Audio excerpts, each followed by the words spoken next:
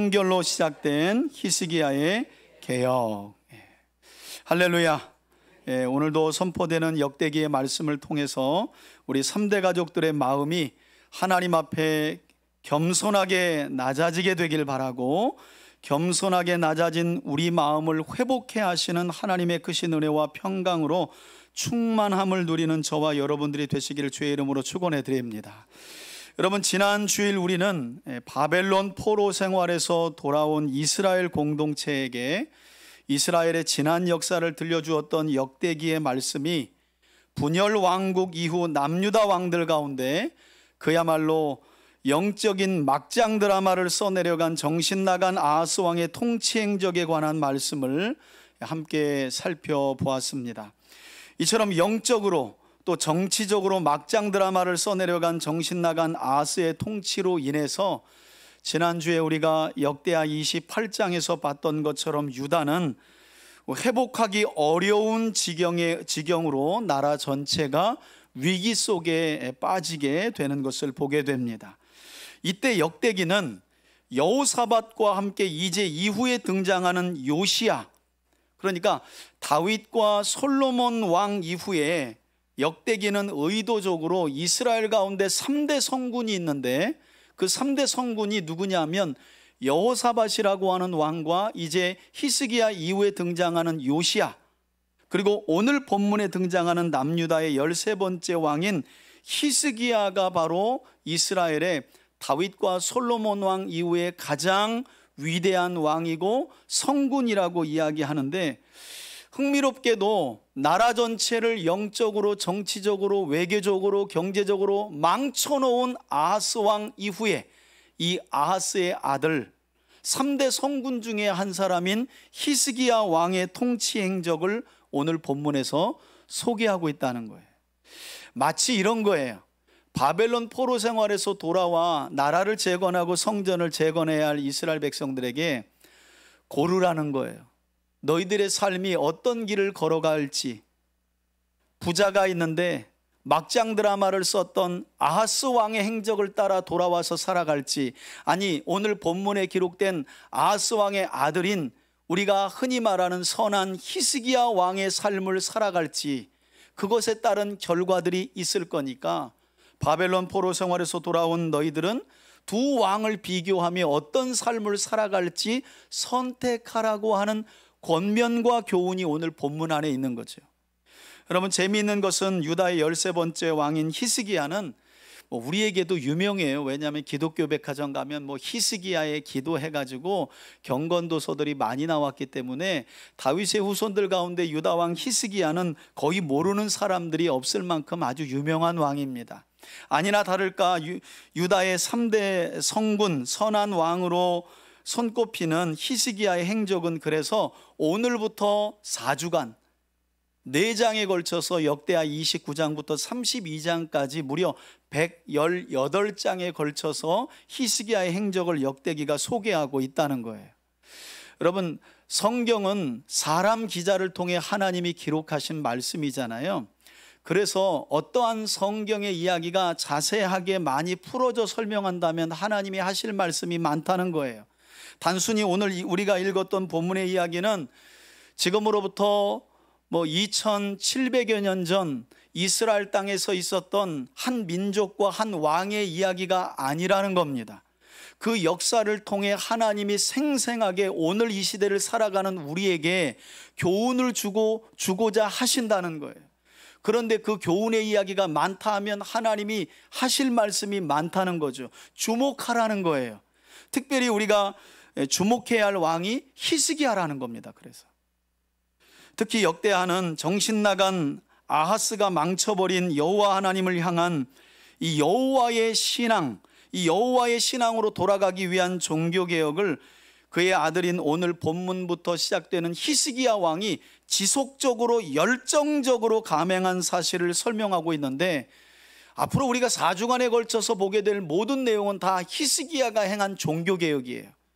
하나님께로 다시 돌아가고자 몸부림친 히스기야라고 하는 왕의 통치 행적에 대한 내용을 성경은 무려 4장이나 우리에게 설명하고 있다는 것입니다. 저는 그런 점에서 앞으로 4주간에 걸쳐 우리가 히스기야의 신앙개혁, 종교개혁에 관한 말씀, 하나님께로 돌아가고자 유다왕 히스기야가 어떻게 몸부림쳤는지에 대한 말씀을 본문의 말씀을 통해 함께 살펴볼 텐데, 그 종교개혁에 관한 말씀을 통해서 저와 여러분들, 우리 개인과 가정과 교회 공동체 안에 다시 한번 새로운 영적인 개혁이 일어날 수 있기를 주의 이름으로 축원해 드립니다. 여러분, 참 듣기 싫겠지만 부흥회 가면 가끔 부흥사들이 이런 말을 해요. 교회가 건강해지지 못하는 이유는 오래된 성도들을 이렇게 비유한다는 거예요. 묵은 닭. 여러분, 기분 나쁘죠? 그런데 기분 나빠하기 전에 진짜 내가 그렇지 않은가는 한번 돌아봐야 돼. 여러분, 저도 신앙생활에서 목사 안수 받고 목회한 지가 벌써 23년째예요. 저야말로 묵무르 묵묵묵 무르무르 묵묵묵 묵은 닭이라고 할 수 있죠. 더욱이나 저는 예배까지 인도하고 또 늘 예배의 자리에 있어요. 그러니까 익숙해져 가는 거예요. 모든 게 자연스러워지고 익숙해져 가면 사람은 그때부터 범패스럽게 생각해요. 그런데 참 사탄은 이렇게 말해요. 너 정도면 괜찮아. 이래서 예수 그리스도의 보혈을 믿고 하나님의 자녀가 된 사람들이 더 이상 성화의 과정으로 못 가도록, 여러분, 우리의 궁극적인 목적은 천국이긴 하지만, 천국이 목적이라면, 영원한 하나님의 나라가 목적이라면 구원받았을 때 하나님이 다 우리를 이 땅에 남겨두지 말고 예수 믿을 때 영원한 하나님 나라로 우리를 데려가야 맞는 거 아니에요? 생각해 보세요.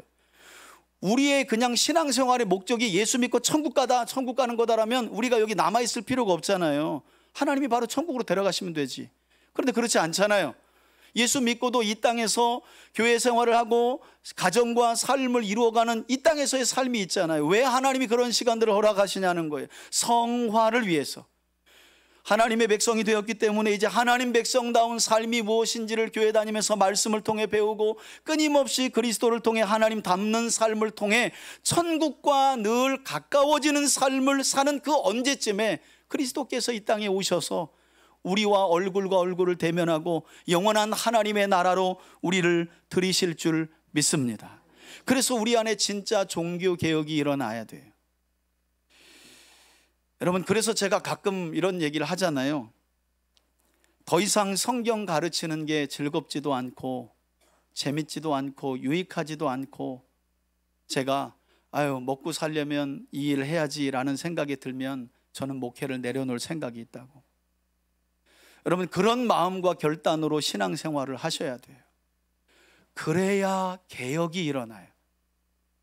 그 복음주의 이후에 지금 우리 3대 교회는 개혁주의 노선에 서 있는 개혁교회거든요.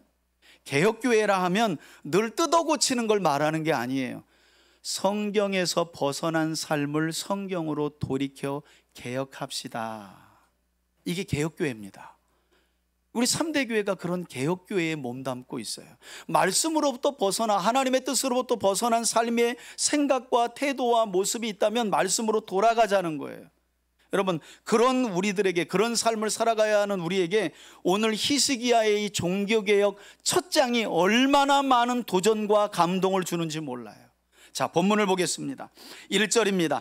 히스기야가 이렇게 시작되죠. 여러분, 히스기야라는 이름은 여호와께서 강하게 하다라는 뜻이에요.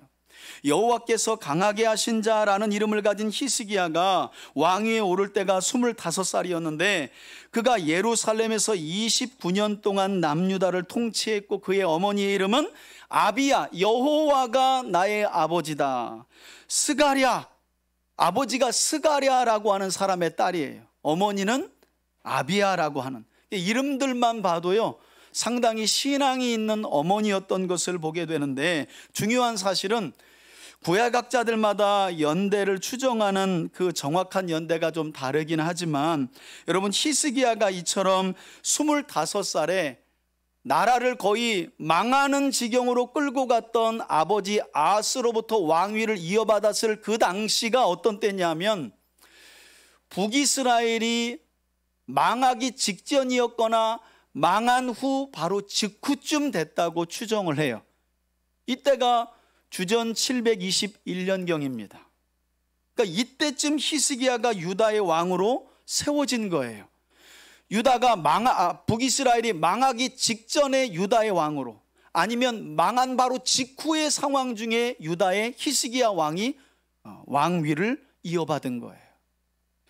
이런 주변의 정세가 히스기야에게 영향을 미쳤을 수도 있고, 또 지난주를 생각해 보시면 히스기야 당시에도 우리가 기억할 만한 걸쭉한 선지자인 이사야와 미가 선지자가 있었기 때문에, 선지자가 이 히스기야 왕을 바르게 왕의 통치를 할 수 있도록 도왔기 때문에 히스기야가 그나마 선한 통치를 이어갈 수 있었는데, 그의 선한 통치가 어떻게 펼쳐졌느냐, 이제 2절 이후에 나오죠. 2절을 보십시오. 히스기야가 그의 조상 누구와 같았다고요?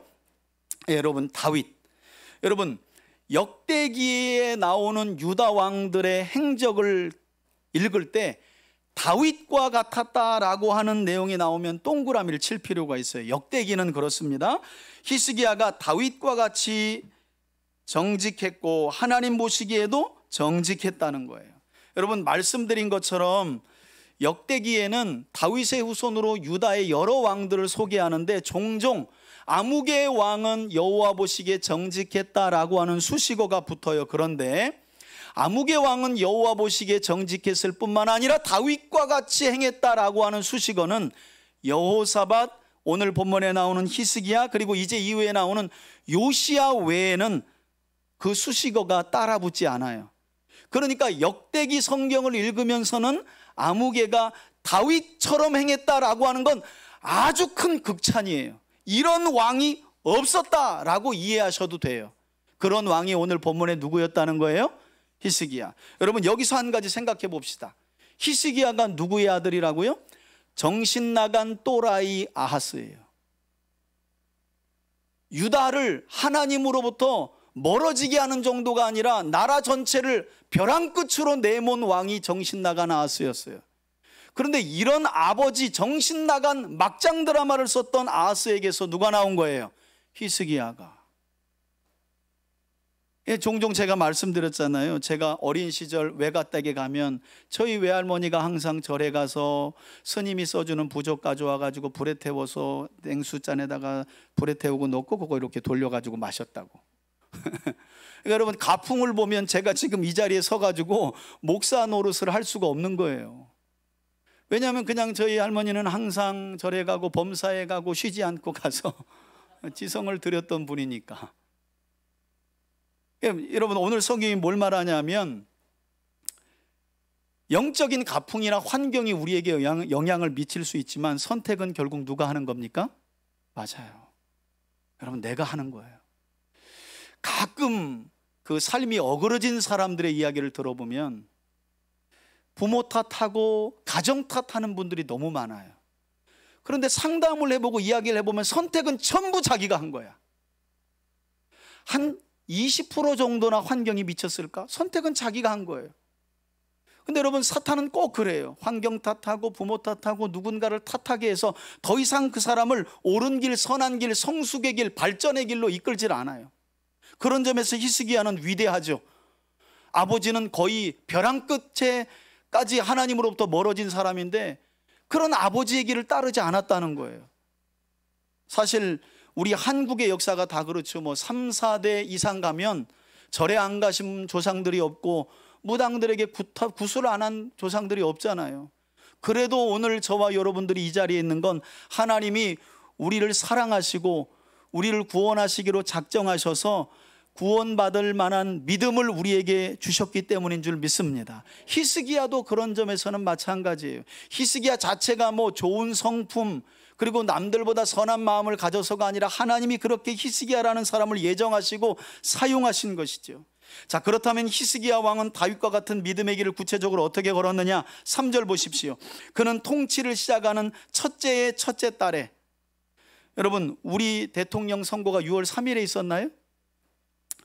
그러니까 히스기야로 따지면 6월 4일부터 뭔가를 행한 거예요. 뭘 행했는지 한번 보세요.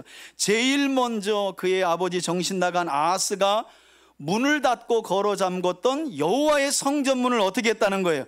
열고 수리했다는 거예요.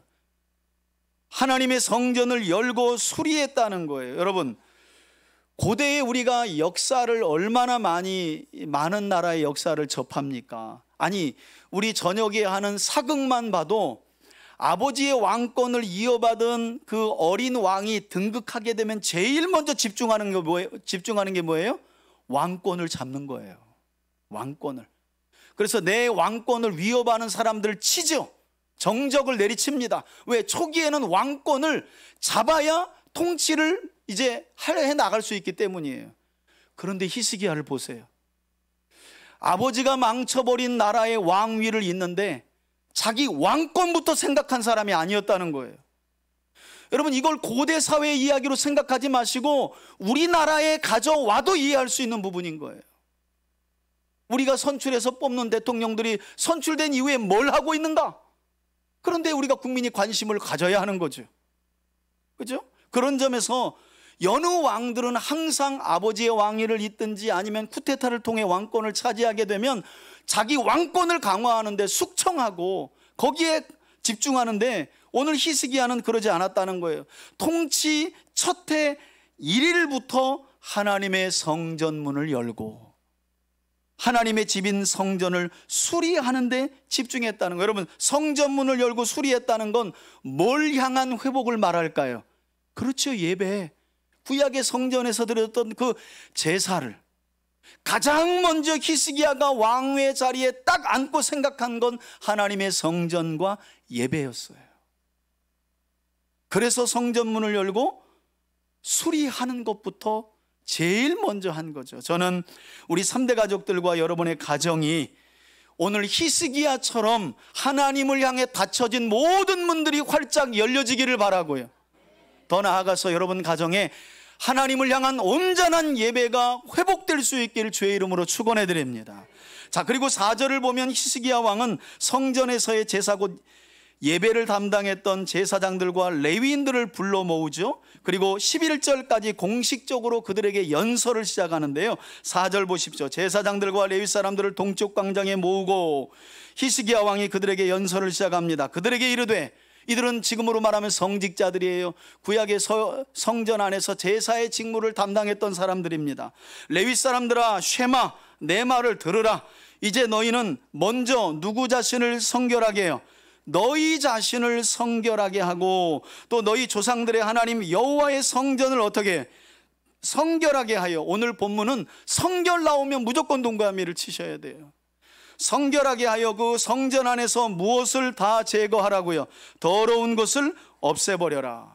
여러분, 히스기야의 종교개혁의 첫 단추가 무엇이었는지를 보세요. 야, 예배당 청소 먼저 깨끗이 하라가 아니에요. 여러분, 예배당의 성결은 예배자의 성결의 첫 단추로부터 시작되는 거예요.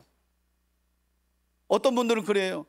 주일날 와가지고 아유, 뭐 이렇게 이번 주는 교회 청소가 이렇게 뭐 잘 안 된 것 같네. 여러분, 교회당의 성결은 쓰레기 하나가 있고 없고로 평가되는 것이 아니라 교회당으로 나와가지고 예배하는 저와 여러분들의 중심과 삶이 얼마나 성결하느냐에 따라서 우리 교회 공동체의 성결이 정해지는 줄 믿습니다. 조금 쓰레기 떨어져 있어도 괜찮아요. 누가 못 본 것일 수 있어요. 중요한 건 예배자의 성결입니다. 한 주간 우리가 어떤 삶을 살았는지가 중요한 거예요. 어떤 성결의 마음을 가지고 주를 찾는지가 중요한 거예요.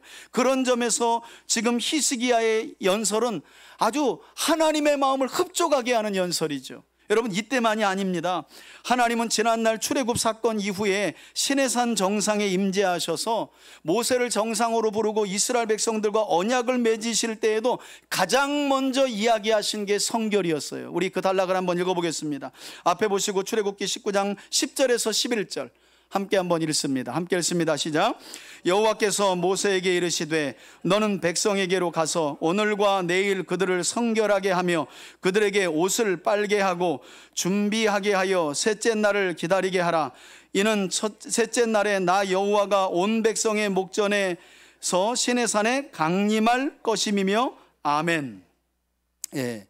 하나님이 시내산에 나타나셔서 하나님의 백성인 이스라엘을 만나시려고 하는데, 만나기 전에 3일 말미를 주는데 그 3일 말미의 기간 동안 뭐 하라는 거예요? 성결하라는 거예요. 여러분, 여기에서의 성결은 외적인 것도 들어가요. 그래서 뭘 빠는 거예요? 여러분, 주일날은 옷 좀 빨고 오세요. 그것도 성결의 시작입니다. 성결의 시작. 성결은 우리의 내면만을 말하지 않아요. 여러분, 옷 더럽게 입는 사람이 마음 깨끗한 거 봤어요? 그렇지 않잖아요. 내면과 외면은 언제나 하나로 가잖아요. 진짜 위선자들 빼고는. 그래서 하나님은 내면과 외면을 다 하나님을 주의 백성들이 만나기 전에 뭐 하라는 거예요? 성결하게 하라는 거예요. 성결하게.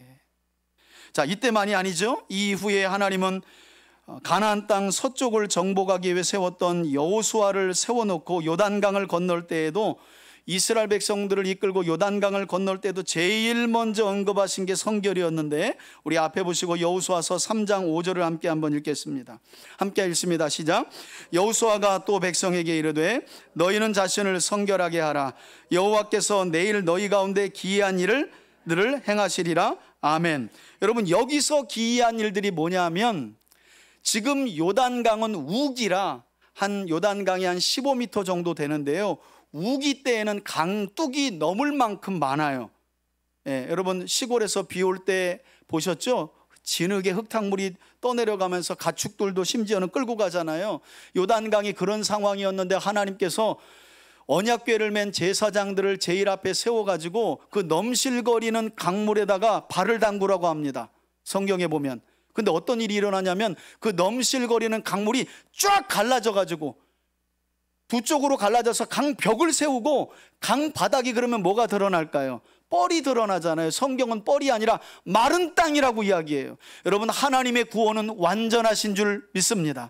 그런데 이런 기적을 행하기 전에 이스라엘에게 요구한 게 뭐라고요? 너희는 너희 마음을 먼저 성결하게 하라는 거예요. 여러분, 주일 예배당 오시기 전, 예배를 통해 하나님 만나시기 전 얼마나 자신을 돌아보고 한 주의 삶을 돌아보며 성결하게 하신 후에 오시나요? 그냥 허겁지겁 바쁘게 와가지고 정신없이 앉아가지고, 앉아서는 또 저녁에는 뭐 먹을까? 이걸 고민하고 계시지는 않나요? 이마트 가서 콩나물 사고 뭐 얼마에 사고 이러고 계시지는 않나요? 여러분, 하나님은 우리가 준비하고 만나야 할 분이에요. 성결하게 한 후에 만나야 할 분이에요. 혹시 이 자리에 계신 분 중에 기적이 필요하신 분들 계세요? 정말 하나님, 이건 내 노력으로도 안 되고 어떤 백으로도 안 돼요. 그러면 하나님 앞에서 성결한 마음을 가지시기를 축원합니다. 여러분, 이게 지금 요단강이 마른 땅으로 갈라지기 전에 하나님이 행하라고 하신 말씀이었어요. 뭐 금식하라, 철야해라, 뭐 부르짖어라 이런 게 아니라 마음을 성결하게 하고 옷을 빨아라. 그러면 기적은 내가 당연하게 베푸는 거라는 거예요. 하나님이 기적을 원하면 기적과 같은 일을 하라고 말하지 않는다니까요. 우리에게 요구하시는 건 우리가 우리 죄를 자백하고 우리 삶을 돌아보며 하나님의 뜻을 따라 살았는지 나 자신을 돌아보고, 그래서 회개하여 성결한 삶을 갖추는 거. 여러분, 교회 공동체의 성결이라고 다르겠습니까? 저는 다시 한번 여러분들에게 말씀드려요. 여러분, 우리 3대 교회라는 교회 공동체가 성결하고 정결하고 거룩해지기 위해서는 3대 교회 성도들인 저와 여러분들의 성결이 우선돼야 하는 줄 믿습니다. 하나님이 그러면 우리가 구하지 아니한 기적도, 필요하다면 홍해도, 필요하다면 요단강도, 필요하다면 하늘에서 만나도, 메추라기도, 필요하다면 반석에서 물도, 필요하다면 우리를 괴롭게 하는 자들과 싸워주시고 이겨주시고 우리를 지키시고 구원해 주시는 줄 믿습니다. 자, 히스기야 왕은 이렇게 계속해서 성전을 성결하게 해야 할 필요성에 대한 연설을 이어가는데, 6절 보시면 우리 조상들이 범죄하여 이렇게 말해요. 연설을 하면서 너희는 먼저 성결하게 하라, 그리고 하나님의 전을 성결하게 하라. 그러면서 하는 말이 지난 역사를 언급하는 거예요. 우리 조상들이 범죄했었지. 여러분, 사실은 멀리 갈 필요도 없어요. 지금 이 연설을 하고 있는 히스기야의 아버지가 유다 전체를 쑥대밭으로 거의 절벽 끝으로 몰아간 아주 악한 자였거든요. 그러면서 히스기야가 연설을 이어가죠. 이처럼 우리 하나님 여호와 보시기에 우리 조상들이 악을 행했다. 내 아버지 아하스도 그랬다. 그들은 하나님을 버렸다. 얼굴을 돌렸다. 이거 전부 다 하나님께로부터 멀어졌다는 이야기의 수식어예요. 하나님을 버렸다. 얼굴을 돌렸다. 하나님의 성소를 등을 졌다. 7절에 좀 더 구체적으로 나오죠. 낭실의 문을 닫았다. 등불을 껐다. 성소에서 분향하지도 않았다. 이스라엘의 하나님께 번제를 드리지 않았다. 여러분, 율법에 따르면 이스라엘은 항상 아침에 그리고 저녁에 번제를 드렸거든요. 하루를 시작하면서 하나님 앞에. 근데 하나님의 말씀대로 하지 않았다는 거, 율법을 철저하게 무시했다는 거예요. 그 결과 하나님이 어떻게 진노하셨다고 말해요? 8절입니다. 여호와께서 유다와 예루살렘에 진노하셔서 너희를 내버리사 두려움과 놀람과 비웃음거리가 되게 하신 것을 이제까지 너희가 역사를 통해 똑똑히 보는 바가 아니냐. 이로 말미암아 우리 조상들이 어디에? 전쟁에 칼에 엎드러졌으며 그 전쟁으로 인해 우리 자녀들이, 우리 아내들이 다 포로로 끌려가지 않았느냐. 여러분, 이것이 히스기야 왕이 통치할 당시 유다가 처한 상황이었고 지난 역사였어요. 그러니까 우리가 좀 더 하나님을 바르게 섬기려면 성경을 봐야 하는 거죠. 왜냐하면 성경의 지난 역사, 하나님이 이스라엘을 통해 어떻게 구원의 역사를 이루어 왔는지, 그 가운데 이스라엘이 어떻게 실패했는지에 대한 역사를 들려주고 있기 때문에 그 역사를 기억하지 못하니까 히스기야가 설명해 주는 거예요. 지난 역사를. 전부 다 전쟁으로 죽었지 않느냐. 하나님을 등지고 하나님께로부터 얼굴을 돌리고 하나님의 말씀을 버려서. 그런데 여러분, 히스기야는 그냥 감동대로 연설하는 게 아니었어요. 이 연설은 신명기 28장 언약의 저주장에 기록된 말씀이었어요. 우리 앞에 보시고 한번 읽어봅시다. 그 옛날 모세가 뭐라고 이야기했었는지 시작. 여호와께서 너와 내가 세울 내 임금을 너와 내 조상들이 알지 못하던 나라로 끌어가시리니 언약에 불순종할 때 죄를 지으면, 그 다음 읽습니다. 내가 거기서 목석으로 만든 다른 신들을 섬길 것이며 여호와께서 너를 끌어가시는 모든 민족 중에서 내가 놀람과 속담과 비방거리가 될 것이라. 아멘. 그러니까 하나님과 하나님의 복된 말씀을 떠나면 이런 언약의 저주가 임할 것이다. 그런데 지금 우리가 지난 역사가 지금까지도 그런 역사가 쓰여지고 있다. 이 이야기를 지금 히스기야가 하고 있는 거죠.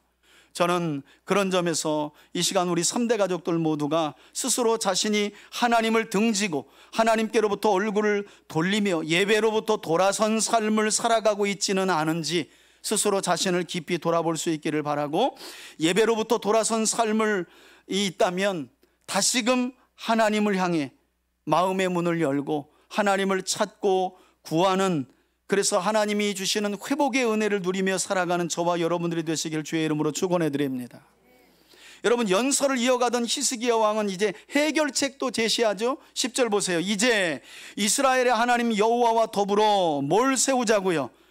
여러분, 쉽게 말하면 저도요, 목회 초기 신학교 다니면서도 말씀은 뭐고 약속은 뭐고 언약은 뭐냐, 이게 헷갈렸어요. 여러분, 언약을 세운다는 건 하나님의 말씀으로 돌아가자라는 거예요. 여러분, 히스기야 왕이 하나님을 떠난 백성들에게 뭘 외쳤다고요? 주의 말씀으로 돌아가자. 회복은 언제나 하나님의 말씀으로 돌아가는 것으로부터 우리에게 회복은 시작되는 거예요.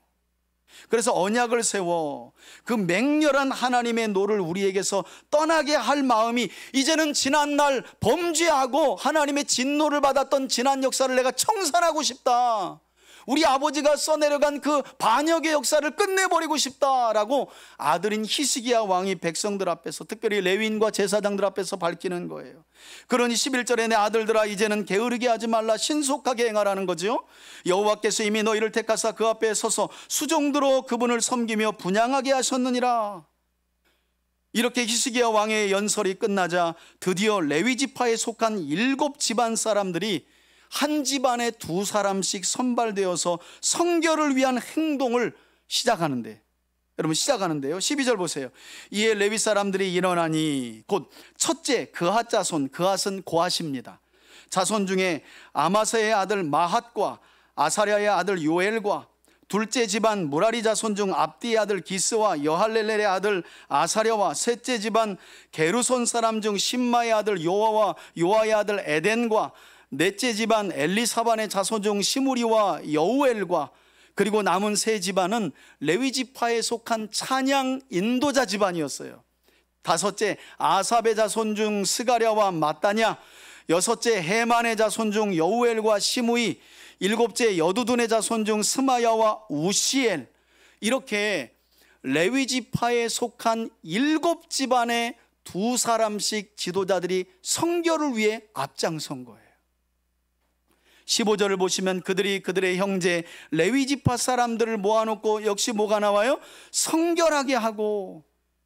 여러분, 회복을 원하신다면, 여러분들의 삶이 진정으로 회복되고 하나님이 주시는 복을 누리길 원하신다면 첫째가 성결이라는 걸 잊어버리시면 안 돼요. 하나님 앞에서의 성결. 7집안 2 지도자씩 일어나서 동료들인 레위 사람들을 불러 모아 성결하게 하고 들어가서 히스기야 왕이 여호와의 말씀대로 명령한 것을 따라 어디도요? 하나님의 성전도 깨끗하게 곧 성결하게 했다는 거예요. 여러분, 사람부터 성결한 거예요. 그리고 성전으로.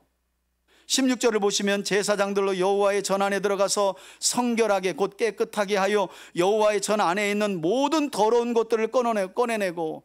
여러분, 히스기야 왕의 명령을 받은 제사장들과 레위인들이 성전 안에 들어가서 무슨 더러운 것들을 가져왔을까요? 가져다 내놨을까요? 여호와의 뜰 앞에다 다 던져놨다는 거예요. 왜냐하면 성소 안에는 제사장들만 들어가요. 레위인들은 들어가지 못하니까 제사장들이 성소 안에 들어가 봤더니, 그러니까 지금으로 말하면 그런 거예요. 교회당 안에 여기는 불상이 있고, 여기는 맹자의 상이 있고, 여기는 뭐 어떤 우상이 있고, 전부 다 하나님의 성전 안에 우상들이 아주 가득했다는 거예요. 그것들을 제사장들이 전부 다 끌어다가 성소의 밖에 뜰에다가 던져버린 거예요.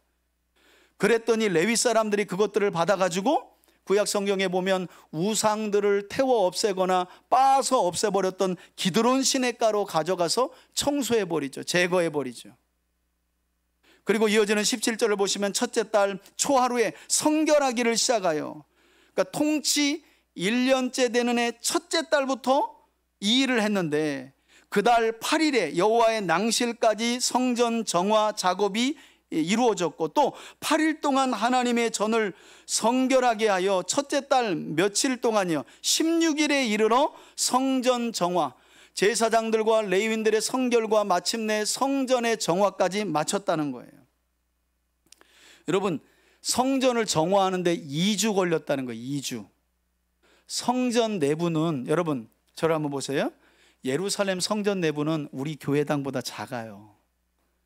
이 교회당을 청소하는데 레위인들이 숫자가 어마어마합니다. 그런데 얼마 걸렸다는 거예요? 2주. 그만큼 성전 안에 뭐가 가득한 거예요? 갖다 치우기만 한 게 아니에요. 그려놓고, 우상들도 그려놓고 숭배하고 온갖 우상들로 하나님의 성전을 가득 채워놨기 때문에 그 더러워진 성전을 깨끗게 하는 데만 18일이 걸려요. 왜 18일 걸렸을까요? 안식일 2주 안에 안식일 이틀은 뺀 거예요. 안식일에는 일을 하지 않으니까. 그래서 총 18일이 걸린 거죠. 그리고 이렇게 마침 성전 정화가 맞춰지자, 성전이 성결하게 되자 18절을 보시면 안으로 들어가서 히스기야 왕에게 보고합니다. 왕이 명령했으니까. 우리가 여호와의 온 전과 번제단과 모든 그릇들과 떡을 진설하는 진설병과 그 모든 그릇들을 어떻게 해요? 성결하게 하였습니다. 며칠 동안이요? 16일 동안 했다는 거예요. 16일 동안에 걸쳐서 성결하게 했습니다. 19절에 또 아하스 왕, 이거 히스기야 왕 앞에다 두고 당신 아버지, 이렇게 말해요. 당신 아버지 아하스 왕이 왕위에 있어 범죄할 때에 하나님의 성전 기명도 다 갖다 버렸나 봐요. 그냥 그 버려진 것들 다 다시 가져다가 깨끗하게 하고 정돈하게 하고 성결하게 하여 여호와 앞에 제단에 두었습니다. 이렇게 보고를 해요. 2주간에 걸친 제사장들과 레위인들의 성결과 성전의 성결을 보고합니다. 여러분, 이 2주는요 어마어마한 기간이었어요. 신구약 중간사에 어떤 일이 있었냐면, 이때 일이 주전 167년에 있었던 일인데요, 여러분. 이스라엘이 셀류코스 왕조인 시리아 쪽 왕에게 지배를 받았던 때가 있어요. 이때 시리아의 왕이 셀류코스 왕조의 누구였냐면 안티오코스 에피파네스 4세예요. 히브리 말로 번역하면 또라이라는 말이에요. 미친놈 이런 말이에요. 왜 유대인들이 안티오코스 에피파네스 4세를 미친놈이라고 불렀냐면 이놈이요, 유대인들이 여호와만 믿으니까 그게 화가 나가지고요, 이집트와의 전쟁에서 졌거든요. 근데 거기다가 화풀이는 못하고 돌아오는 길에 이스라엘 땅에다 화풀이를 하는데요, 하나님의 성전이 있는 번제단에다가 제우스상을 세워놓습니다. 그리스의 제우스상을 세워놔요. 그리고 어떤 명령을 내리냐면 이제부터 소나 양이나 염소나 비둘기로 제물 드리면 다 주고 하나님이 부정하다고 하는 돼지를 잡아들여라 그래요. 난리가 난 거죠. 이제 뭐 순대부터 해가지고 간 먹고 뭐 순댓국 끓이고 난리가 난 거예요. 유대인들이 다 자빠집니다. 그래서 이스라엘의 저 시골에 있는 모딘이라고 하는 곳에 레위 지파 사람인 마따디아가 자기 아들 마카비와 함께 우리가 돼지로 하나님을 예배하느니 저놈을 죽이고 우리도 죽자, 이래서 혁명을 일으킨 게 마카비 혁명이에요. 그리고 그 뒤로 새롭게 완성된 왕조가 하스모니아 왕조입니다. 그게 이스라엘의 하스몬 왕조였어요. 여러분, 이때도 이 에피파네스가 더럽힌 성전을 회복하는데 그때도 일주일밖에 안 걸렸다는 기록이 있어요. 그런데 지금은 2주 동안이나 걸린 거예요. 그렇게 에피파네스에 의해서 더럽혀진 성전을 회복하고 한 주 만에 만들어진 절기가 신약 성경에 오면 구약에는 없는 절기였던 하누카라고 하는 수전절이에요. 수전절. 그게 바로 에피파네스가 더럽힌 성전을 다시 정결하게 해서 하나님 앞에 봉헌한 절기가 수전절이라고 하는 하누카라는 거예요. 신약에 보면 나오죠. 구약에는 안 나오지만. 그때에도 중요한 건 한 주밖에 안 걸렸는데 이때는 도대체 얼마나 우상에 찌들어 있으면 2주나 꽉 차게 걸리는 시간 동안 성결을 해야만 했겠는가. 여러분, 자꾸 여러분들 저를 보면서 나와 상관없는 일로 저의 눈을 쳐다보시면, 이때는 그러면 나는 나라는 성전을 성결하게 하려면 이게 며칠이나 걸릴까? 나 이거 어떻게 작정해야 되나? 우리 가정이라는 성전을 성결하게 하려면 이거 어디서부터 뜯어 고쳐야 되나? 이거 그걸 고민하셔야 되는데 오래 걸렸나 보다, 참 아이고 고생했네, 이러고 쳐다보시면 제가 설교할 때 곤란해. 자, 이와 같이 레위인들과 제사장들을 중심으로 성결 운동이 하나님의 성전을 깨끗하게 하는, 정화하는 것으로 맞춰지자 20절을 보시겠어요? 히스기야 왕이 일찍 일어나 성읍의 귀인들 곧 지도자들을 불러 모아서 어디로 올라가요? 여호와의 전으로 올라갑니다. 여러분 보세요. 왕위로 즉위한 첫날부터 성결을 외치고 성전 정화 운동을 시작한 거. 이제 16일 만에 레위인들도 제사장들도 성결해졌고 성전도 성결해졌어요. 그러면 이제 왕권을 강화할 만하잖아요. 아니에요. 그렇게 16일이 딱 흘렀는데 17일째 여전히 어디로 히스기야의 발은 달려가요? 하나님 계신 성전으로 달려가는 거예요. 여러분, 이게 히스기야입니다. 어느 정도 성결하게 했으니까 됐지? 이제 제사 잘 드리고 예배 잘 드려? 나는 이제 왕으로서 행세한다? 나 좀 왕으로서 행사하는 것 좀 누려볼게. 이렇게 안 하고 17일째에도 이른 아침 또다시 성전으로 향했다는 거예요. 여러분, 우리가 이런 모습을 통해 히스기야의 마음과 중심이 어디에 있었는지도 살펴볼 수 있는 거죠. 어떤 분들은 주일이 돌아오면 일주일 더럽게 빨리 지나가네, 범패스럽게 여기는 분들이 있고, 아유 목사님 한 주 그냥 예배드리고 싶어 혼났어요. 그런 분들을 보지 못하였더라, 소문만 들었더라, 그런 사람들이 있다고는 들었더라. 여러분, 저와 여러분들은 좀 다른 삶을 살아가기를 축원합니다. 한 주간의 삶이 힘들고 빠듯하죠. 어렵죠. 오늘이라도 쉬고 싶지만 우리를 구원하시고 우리의 예배를 기뻐 받으시기 위해서 기다리시는 하나님 생각하고, 또 하나님이 주시는 영생과 구원의 은혜, 삶의 도우심을 생각하면 그 무엇이 우리를 막을 수 있겠어요. 할렐루야.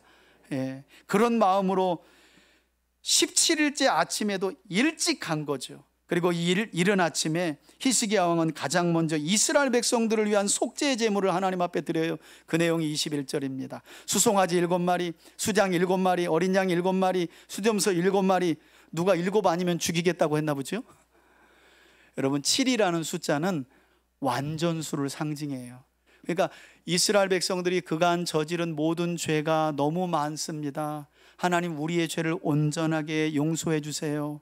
하나님은 완전하시니까요 하고, 하나님의 완전하심과 그들의 전 마음이 부어졌다는 것을 상징하는 의미로 7이라는 숫자를 강조하는 거죠. 이렇게 7마리 되는 여러 제물들을 드리고 나라와 성소와 유다를 위하여 속죄 제물로 삼고 아론의 자손 제사장들을 명령하여 하나님 앞에 제단을 드렸다. 그리고 이어지는 22절을 보면 역시 율법을 따라 처음으로 번제단을 봉헌할 때와 같이 수소를 잡았죠. 22절에. 그리고 제사장들이 잡은 수소의 피를 받아서 제단을 뿌려요. 여러분, 이것은 더럽혀진 우상의 제물을 드려서 더럽혀진 하나님의 번제단을 다시 정결하게 하는 거예요. 속죄의 제물의 피로 정결하게 하는 건데, 그래서 제단에 뿌리죠. 또 수장을 잡아서 역시 그 피를 제단에 뿌리고, 어린 양들을 잡고 역시 제단에 뿌립니다. 그리고 23절에 이에 속죄물로 드릴 수렴소들을 왕과 회중 앞으로 끌어내서 그들 위에 안수하고, 이건 뭐냐면 백성들을, 왕이요 백성들과 함께, 대표자들과 함께, 이거 우리의 모든 죄를 대신하여 우리가 죽어야 되는데 우리 대신 이 짐승을 주 앞에 죽여 바치니까 우리의 죄를 용서해달라는 의미예요. 24절에 제사장들이 이 짐승을 잡아 그 피를 속죄제로 삼아 제단에 드려 온 이스라엘을 위하여 속죄하니 이는 왕이 명령하여 온 이스라엘을 위하여 번제와 속죄제를 드리게 하였습니다. 뿐만 아니라 히스기야 왕은 이때 다윗 왕이 선지자들의 권면을 따라 조직했던 찬양단까지 세워가지고요, 악기와 목소리로 하나님께 영광을 올려드렸는데, 25절 보시면 왕이 레위 사람들을 여호와의 전에 두어서 왕과 왕의 선견자 갓, 그리고 선지자 나단이 명령한 대로 악기들이죠, 제금, 비파, 수금을 잡게 하니 이는 여호와께서 선지자들을 통하여 하나님을 예배할 때에는 이와 같이 연주하고 찬양하며 예배를 드리라 한 그 명령대로 그대로 순종했다는 거예요. 그리고 26절에 그리하여 레위 사람들은 다윗의 악기를 잡고 제사장들은 나팔을 잡고 섬에 히스기야가 명령하여 번제를 제단에 드릴새 번제 드리기를 시작하는 동안에 여호와의 시로 노래하고 레위인들이 나팔을 불고. 그러니까 여러분, 우리도 그런 날을 꿈꿔야 돼요. 속히 우리 남성 중창단이 온전한 화음을 맞추어서 아름다운 악기와 함께 나팔도 좀 불고, 가야금 칠 수 있는 사람들은 좀 나와서 가야금도 치고. 어제 클래식 가서 듣고 왔는데 우리 북부 소공연장 가가지고 이 바이올린도 듣고 피아노, 와, 선생님들의 피아노 치니까 제가 피아노 치는 손을 유심히 봤거든요. 아유, 손이 정말 날아다니는 거예요. 와, 너무 선율도 아름답고, 어제 그래서 아주 귀가 호강하고 왔는데, 이 하나님이 다윗 시대에 명령한 그대로 악기도 연주도 다 가져다가 하나님을 찬양하며 예배했다는 거죠. 그러니까 지금 우리가 많이 부족한 거예요. 여러분, 찬양단도 더 지원하시고 악기도 좀 배우시고, 그래서 하나님을 찬양하는 일에 함께 좀 해주세요. 히스기야가 그렇게 했죠. 28절에 온 회중이 경배하며 노래하는 자들은 노래하고 나팔 부는 자들은 나팔을 불어 번제 마치기까지 이르니라. 그리고 29절에 이와 같이 제사 드리기를 마침에 왕과 그와 함께 있는 자들이 다 어떻게 해요? 여러분, 엎드려 경배하니라 그래요. 이게 그냥 막 잔치로 끝나는 게 아니에요. 진짜 하나님 앞에 엎드려. 여러분, 우리가 주일날 뭐 드리러 오죠? 예배라는 말이 예의를 갖춰 절한다는 의미입니다. 여러분, 우리 조상들이요, 구약 성경에 나오는 예배라는 말을 진짜 멋지게 잘 번역한 거예요. 예배라는 말을 우리 조상들이 번역할 때 예배란 하나님 앞에 엎드려 예의를 갖춰 절하는 거다. 여러분, 왜 다 앉아 계세요? 그런데 제가 이렇게 예배가 뭔지 설명하는데, 그러니까 우리가 그렇지는 않아도 그런 마음가짐은 저와 여러분들 안에 있어야 할 줄 믿습니다. 예배라는 건 앉아가지고 이렇게 다리 이렇게 꼬가지고 오늘 설교 잘하나 한번 봅시다, 이건 극장에 온 거지 예배에 온 게 아니에요. 여러분, 저도 예배자입니다. 다만 저는 말씀을 전하는 예배자인 것이고, 우리가 함께 찬양하고 여러분들은 말씀을 듣고 아멘으로 화답하는 예배자인 거예요. 우린 관중이 아닙니다, 여러분. 영화 관람하러 온 게 아니에요. 엎드려 경배하는 마음의 자세를 가지고 예배를 했다는 거예요. 30절 보세요. 히스기야 왕이 귀인들과 더불어 레위 사람들을 명령하여 다윗과 선견자 아삽의 시로 또 여호와를 찬송하게 하며 그 즐거움으로 찬송하고, 역시 그들도 몸을 굽혀 어떻게 해요? 예배하니라. 이렇게 다시 성결해진 하나님의 성전이 재봉헌되는 속죄 제사가 끝나자 31절에 이에 히스기야가 말하죠. 뭐라고요? 너희가 이제 스스로 몸을 성결하게 하여 여호와께 드려졌으니 마땅히 나와서, 이제 백성들에게 말하는 겁니다. 제물과 감사의 제물을 여호와께 가져와라. 이제 백성들에게 말하는 거예요. 이제 성전이 성결하게 되었으니 마음껏 하나님께로 나와 예물을 드리며 예배해도 된다. 그랬더니 회중이 제물과 감사 제물을 가져왔다는 거죠. 특별히 마음에 차원하는 자들이, 회중이 가져온 번제물의 수요는 32절입니다. 수소가 70이고 수장이 100마리고 어린 양이 200마리. 이는 다 여호와께 번제물로 드리는 것이고, 33절에 또 구별하여 드린 소가 600마리고 양이 3000마리라. 문제는 이 백성들이 드린 제물을 잡아가지고 제물로 하나님께 드려야 되는데 제사장의 숫자가 부족했다는 거예요. 여러분, 학자들이요, 이런 부분 나오면 되게 골머리를 앓습니다. 왜 제사장이 부족한 거냐? 그래서 연구한 결과 어떤 주장을 하냐면, 히스기야가 앞서 얘기했잖아요. 지금까지 어떤 상황이었는지, 아니 지금 현실에 어떤 상황에 처해졌는지, 우리가 이 현실을 벗어나서 회복되고 형통하며 하나님께 복을 받으려면 우리도 성결하고 성전도 성결해야 된다고 연설했잖아요. 그 연설이 일부 제사장들에게 안 먹혔다는 거예요. 그건 왕 당신의 생각이고 우린 동의할 수 없어. 이왕이면 이신 저신 요신 그신 다 믿는 게 유리하지. 그렇게 제사장들이 반대했다는 거예요. 그래서 성결의식에 참여를 안 한 거예요. 그런데 제물은 제사장들만 잡을 수 있으니까 백성들이 많은 제물을 가져오니까 제물을 잡아 드려야 될 제사장들이 부족한 거예요. 지금으로 말하면 목사들이 부족해버린 거예요. 왜냐하면 이 목사님들이 히스기야 왕의 개혁에 반대했었거든요. 뭐 지만 잘났나? 뭐 이제까지도 잘 살았는데 뭘 개혁한다고, 성결하게 한다고 까불고 있어. 이런 사람들이 있었다는 거예요. 그런데 놀라운 사실, 여러분 보세요. 34절에 그 모든 번제 짐승들의 가죽을 능히 벗기지 못하는 고로 그의 형제 누가 나서요? 레위 사람들이 그 일을 마치기까지 돕고 다른 제사장들이 성결하게 하기까지 기다렸다. 왜냐하면 레위 사람들이 성결하게 함이 제사장들보다 뭐래요? 성심이 있었다는 거예요. 그러니까 쉽게 설명하면, 목사님들이 제물을 못 잡게 되자 전도사님들이 나서가지고 제사하는데 온 힘을 쏟았다는 거예요. 왜냐하면 이 시대, 이 히스기야 때 종교개혁 당시는 전도사님들의 믿음이 더 낫다는 거예요. 레위인들이 우리라도 나서겠습니다. 우리가 어떻게 도우면 하나님께 제사를 드릴 수 있을까요? 온전하게 예배를 드릴 수 있을까요? 그래서 그들의 마음이 그들에게 제사장들보다 성심이 더 있었다는 거예요. 여러분, 이렇게 제사장들이 뒤늦게 합류하게 된 일이 발생하고 나서 35절 보면 마지막 단락이죠. 번제와 화목제물의 기름과 화목제의 기름과 각 번제에 속한 전제들이 많았다. 이와 같이 여호와의 전에서 섬기는 일이 순서대로 되었는데, 이 일은 어떻게 해요? 갑작스럽게 되었는데 하나님께서 백성을 위하여 뭐 했기 때문에? 예비하셨으므로. 여러분, 얼마나 어수선했겠어요. 제물 가져와라 그러는데 많은데 제물을 잡을 제사장이 없어. 야, 이거 어떻게 되는 거야? 우왕좌왕하는데 레위인들이 이거 우리가 도울게요. 그런 상황이었는데, 이 모든 과정 중에 하나님의 예비하심이 있었기 때문에 하나님께 온전한 예배를 드리고 나서 히스기야와 모든 백성들에게 뭐가 임하였다는 거예요? 기쁨이 임했다는 거예요. 기쁨이, 즐거움이 임했다는 거예요. 여러분, 히스기야 왕은 이처럼 그의 아버지 정신 나간 아하스가 부정하게 더럽히며 망가뜨린 하나님의 성전을 다시금 하나님의 말씀을 따라 성결하게 한 뒤에 다시 봉헌하며 헌신했다고 오늘 성경은 우리에게 교훈합니다. 흥미롭게도 역대기는 히스기야 왕이처럼 하나님의 명령 곧 하나님의 말씀을 따라 제사장들과 레위인들과 하나님의 성전과 백성들을 성결하게 했던 이 신앙의 개혁이야말로 가장 누구를 닮은 모습이라고요? 다윗을 닮은 모습이라고 우리에게 설명한다는 거예요.